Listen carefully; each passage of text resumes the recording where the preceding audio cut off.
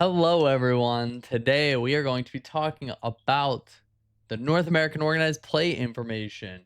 So we finally got some details on what's going to be happening for this season of Final Fantasy TCG here in North America. I figured we'd take some time, go over it a little bit, maybe go through how it all works. If this is your first time, your first season with the Final Fantasy TCG organized play, and maybe afterwards, I figure we can go through some of the events in Japan that have already happened, what kind of decks we're looking at, what the meta is kind of shaping up to be, and maybe what to expect if you're going to start attending some of these events. So if you have if you played in the FFTCG season last year, you're going to notice this looks very similar. If you haven't, let's go over it here. But you have your three types of events plus nationals. You have Materia Cups, you have local qualifiers, the last chance qualifier, and then the North American Championship, which is nationals. So, nationals is an event where you do need an invite to attend and play in the event, and you get that invite by performing well at these events. So let's start with Materia Cups. There will be 8 Materia Cups around the country, around North America throughout the year, where the winner of the Materia Cup gets their invite to Worlds, and the top 4 players at the Materia Cup get their invite to go to Nationals. Now, those invites do pass down. So, if say if I get my invite at say Raleigh, North Carolina, and then I play at Collector's Cash in Kansas, and I get third place, I already have my invite. I don't just get to steal another one. So my invite would go to fifth place. So you can see where, like, if you play it maybe the last event of the season, you could maybe get away with getting your invite if you're in like ninth place, you know? um, so it is something that could frequently happen. But going through the schedule here, our first event here in just maybe, 3 weeks ish, we're going to be in Raleigh, North Carolina, down at Game Theory. Fantastic store. They always put on a great event. I'm going to be attending this one. So feel free to come say hi. Let me know what you're going to be playing with that day, or keep it a secret if you got some spice. I'm excited to see it regardless. Yeah, and then we're going to have our other ones throughout here. One of them is still to be confirmed, the last one of the season. But otherwise, we have Kansas, California, hometown here, Pittsburgh, Pennsylvania. Gonna have one up in Canada, and then Texas and Florida. Along with the Materia Cups, there are local qualifiers. So these are events that are more local store level.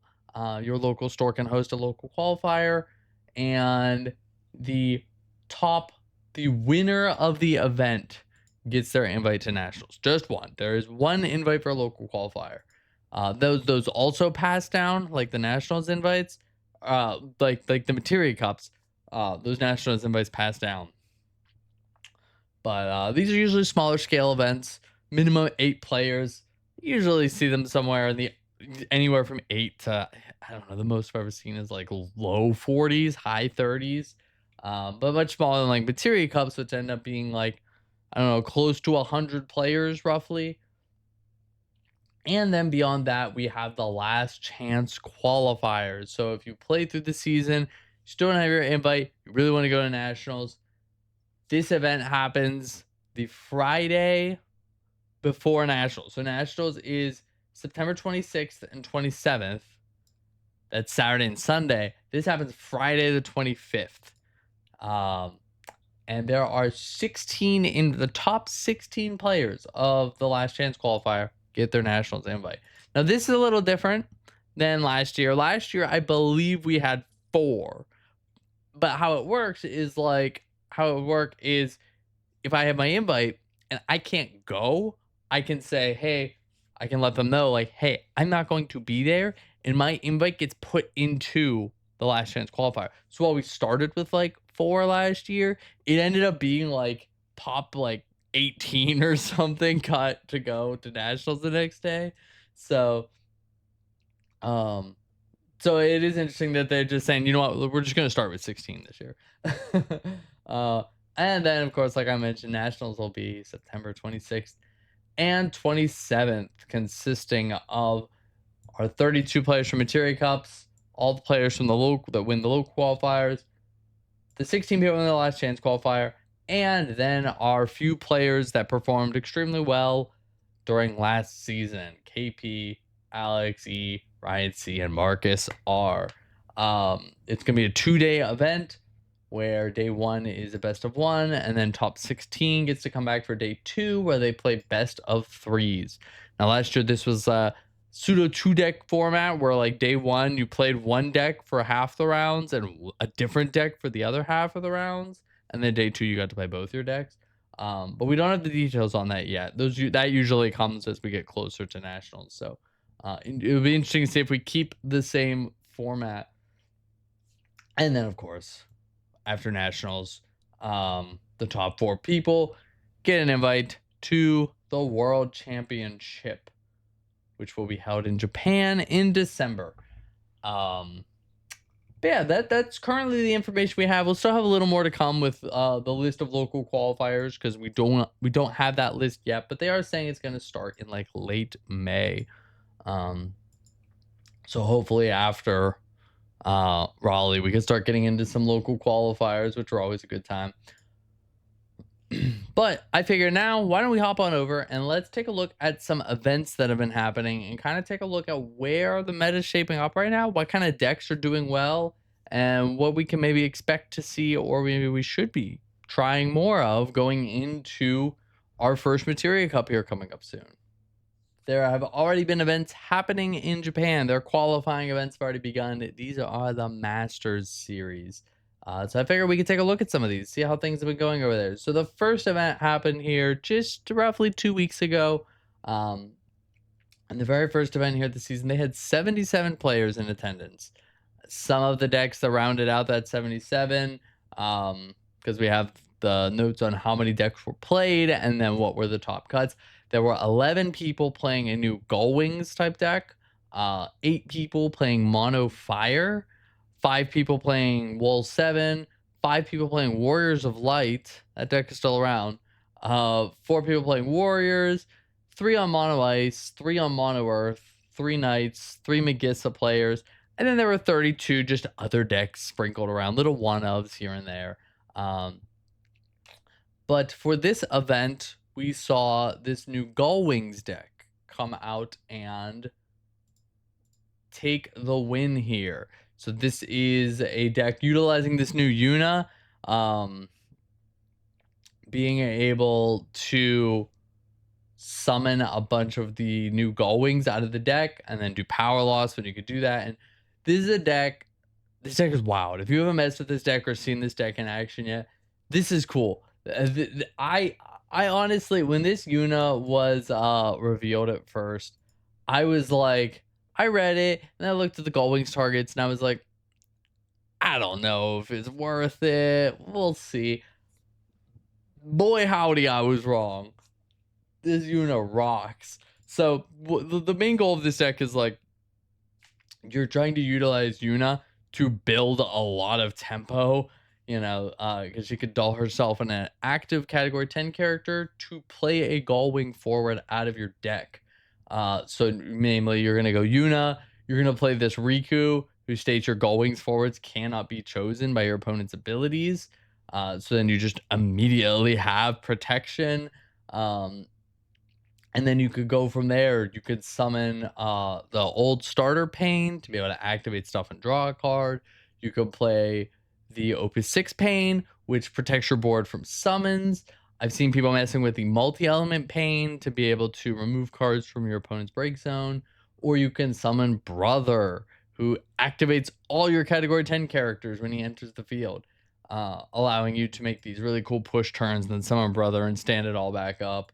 But yeah, so you're using Yuna to build a lot of really early tempo to build out this wide board, and then using this Light Tidus and Ject. This Ject, this Ject is wild. Because this Ject has a special which just cancels any number of summons, auto abilities, action abilities, or specials. So you just use this Tidus, search the Ject. Ject can bounce the Tidus when he enters the field. You can play him again, search another Ject, and you just play a ton of card named Jects, and you just set up a wide board, play the Ject, and then just say, all right, I'm going to cancel everything you do from now on. I've already built up a crazy amount of board against you. Um, so it's very interesting type deck, and definitely one to keep in mind whenever you're playtesting or thinking about your deck going forward is, do I have an out to a deck that can cancel a bunch of stuff and can't be chosen by abilities?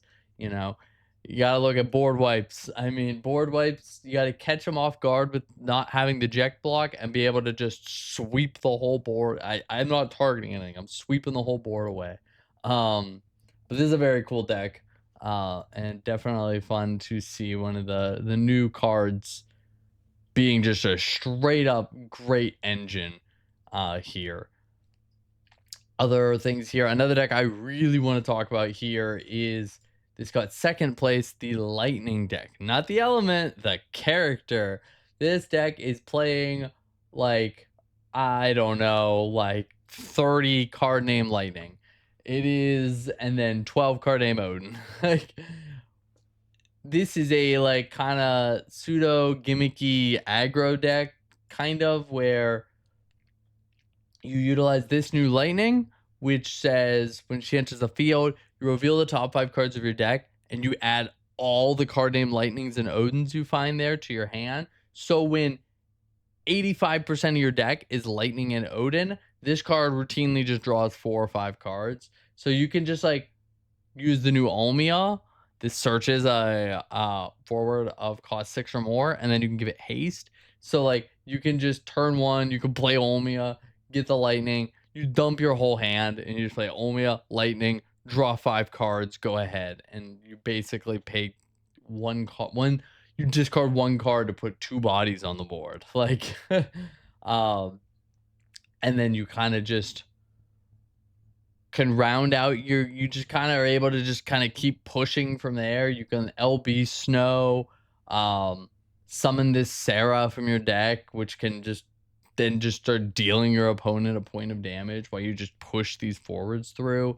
Not to mention this Lightning can break forwards on attack by discarding a card. So it's like hard for your opponent to even like be able to put up a blocker to stop your early aggression because you can just break it immediately. Um, this is such a cool deck. This is one of those decks that like it just has you think about the game in a way you don't normally think about the game, because you are trying, you have working around the fact that you can only have 1 card named Lightning on the board at the same time, and there's just lots of turns where you're just like, I think I can win the game this turn. I just have to figure out the rocket science behind clearing my own Lightning off the board and playing another and being able to deal the points of damage. It's such a cool deck. Highly recommend checking this deck out. It's so unique, and I love to see it. Um, some other stuff we saw here. Mono Fire got a little showing here at this event. This is a pretty standard Mono Fire list. I know they were trying the one of the new Barret. I don't know how I feel about this card. But it's neat. It's interesting to see something new being tried, as I didn't really know if anything would be good for Mono Fire out of the new set. But we're going to get to talking about this in a little bit, because I love Mono Fire. I don't know if it's the pick if you're going to events going forward, but still really cool to see.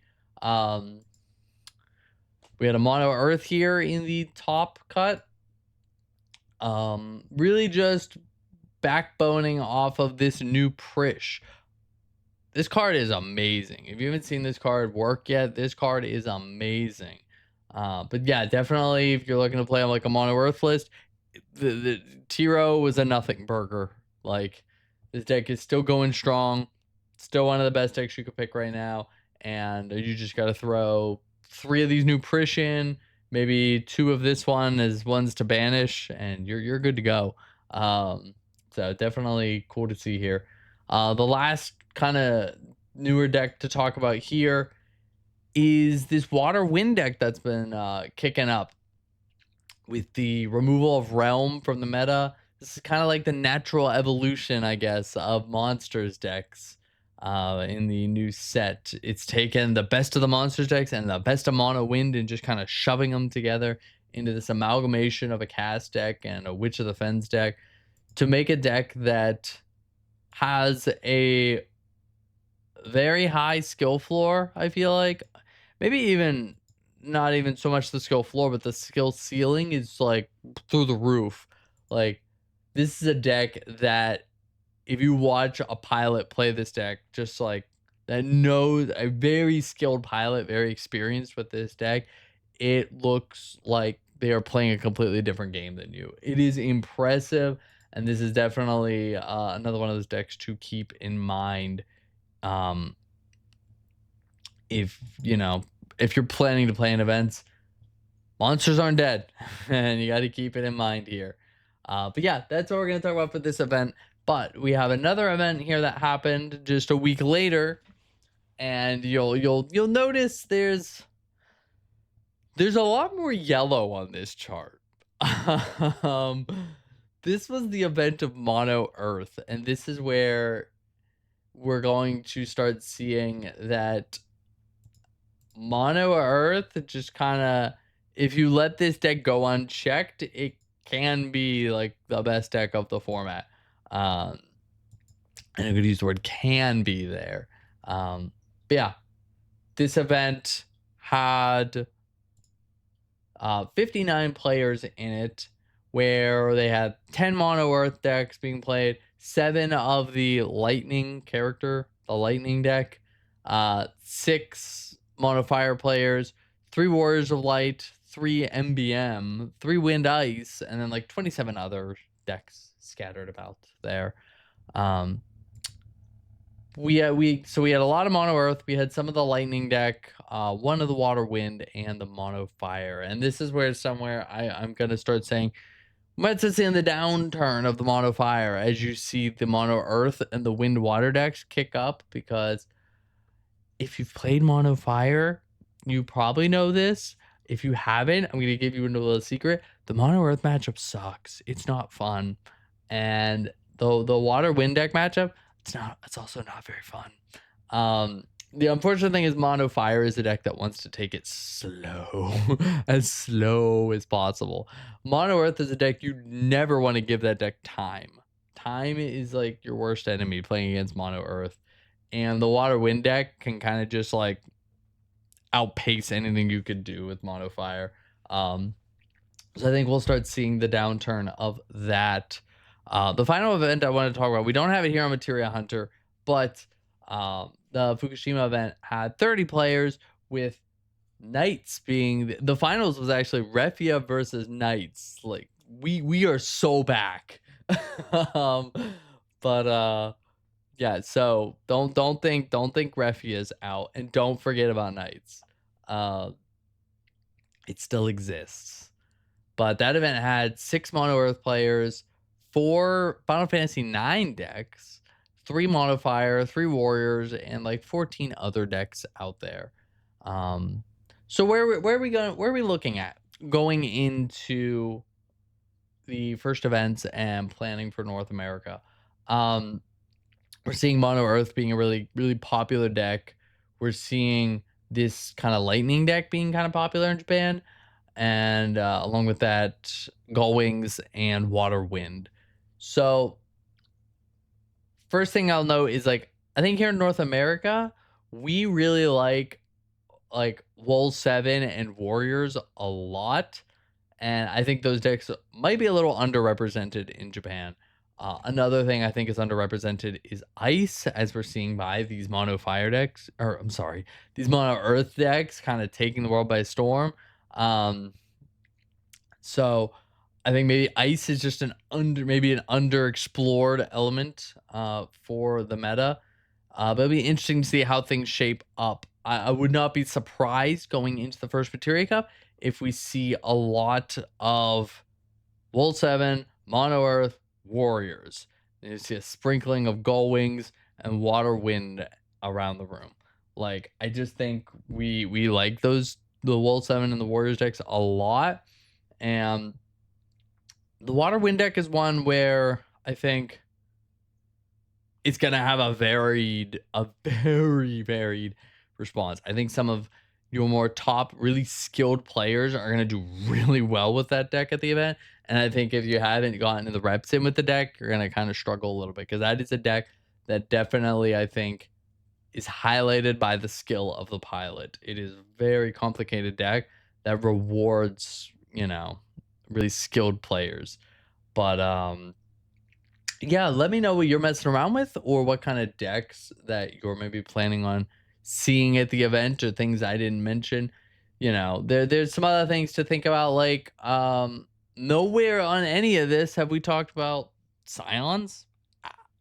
I don't know. I haven't done any play testing myself with Scions to see, if that deck is still around. Like I said, is Knights an underexplored deck this format, or is it just kind of getting outpaced by stuff that is currently out there?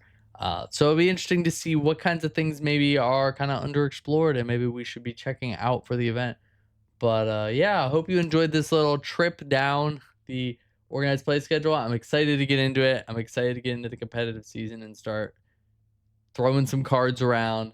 And yeah, until the next one, friends, take care.